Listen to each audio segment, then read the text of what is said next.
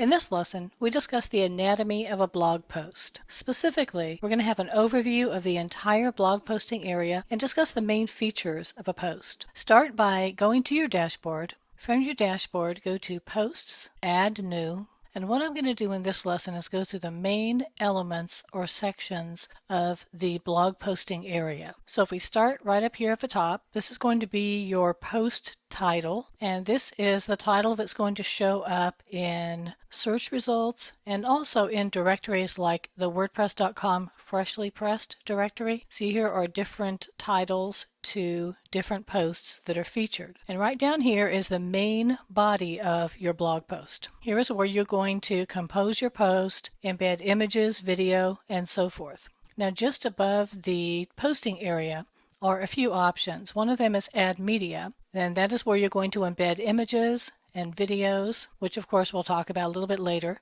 And you can add polls from here, and you can add contact forms. We'll be looking at all of those when we talk about creating blog posts and formatting them.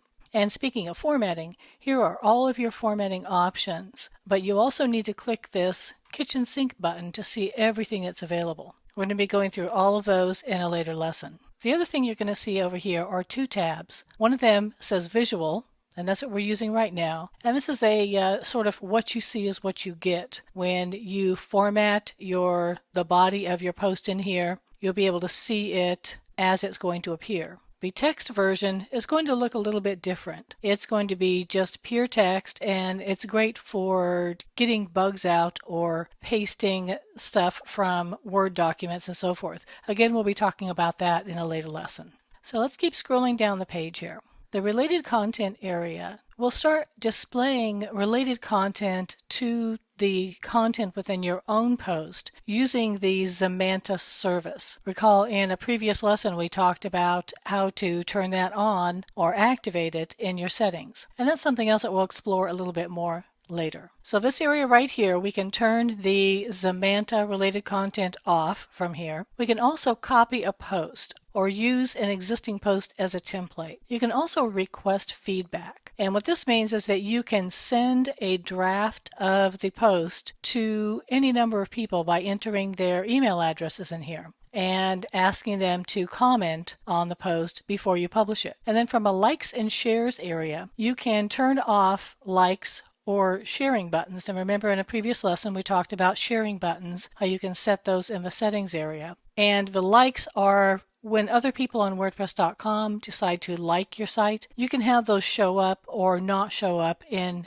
any individual post. Now let's go over here to this second column and start on the bottom. The featured image is the image that will follow this blog post around within directories and other places where the post is featured. Let's go back over to the freshly pressed area. You see these images are the featured images for these individual blog posts. That's why they are showing up there. Now, if there is not a featured image, sometimes it will just show an image of the blog. And we're going to be talking about creating optimized blog posts a little bit later on, so we'll be demonstrating that. Now, this area right here allows you to choose a specific format for your posts. They're called post formats. Now, a post format is something that is specific to themes. Remember before we talked about how some themes have their own customization options. Some themes have post formats, some themes do not. Some themes only have certain post formats, and this is the default theme 2013 for WordPress. So it actually has all of the post formats available for it. What a post format is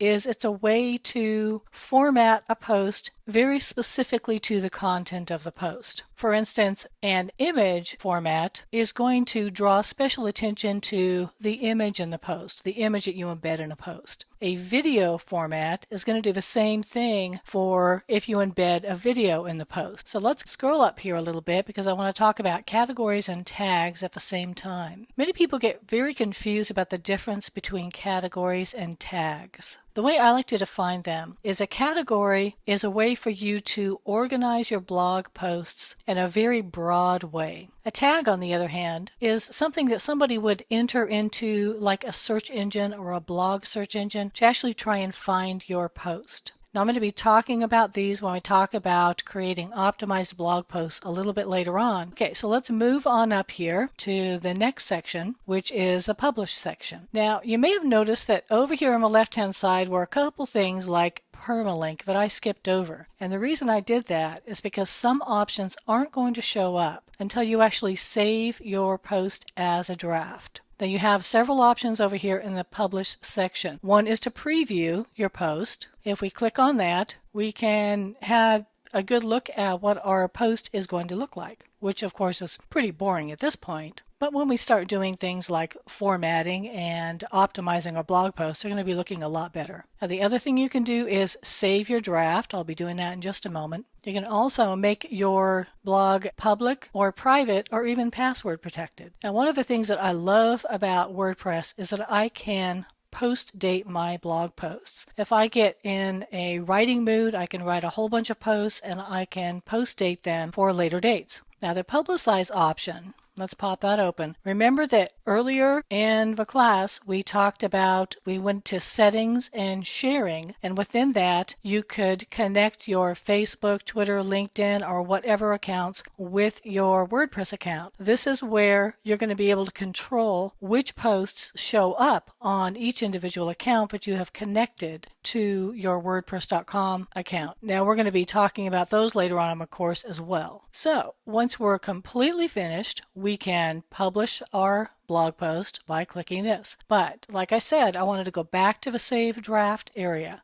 When we click on Save Draft, one of the things that is going to show up is the ability to edit what's called the permalink of your blog. Permalink is short for permanent link. This is the direct URL or the permanent link to your blog post. Now you can edit this permanent link, and this sometimes is a good idea, especially if your post title is very long. Otherwise, your direct URL gets rather cumbersome. Now, the other thing that you can get from here is called a short link. When you click on that, you're going to get a very short wp.me link that's really easy for you to share on other social media accounts or within other websites and so forth. To summarize this lesson, the title is used to represent your posts in search engines and directories. The main body area is where you compose your posts. There are many formatting options, and it has a visual and a text view. The related content and writing helper areas help you find articles relevant to your content and send drafts of your posts to others. Post formats are used to display specific content like images, video, or quotes in unique ways. Categories are broad ways to organize your posts, while tags are specific to an individual post. WordPress allows you to publish your post later if you wish, and a permalink is the permanent link to your post and can be changed.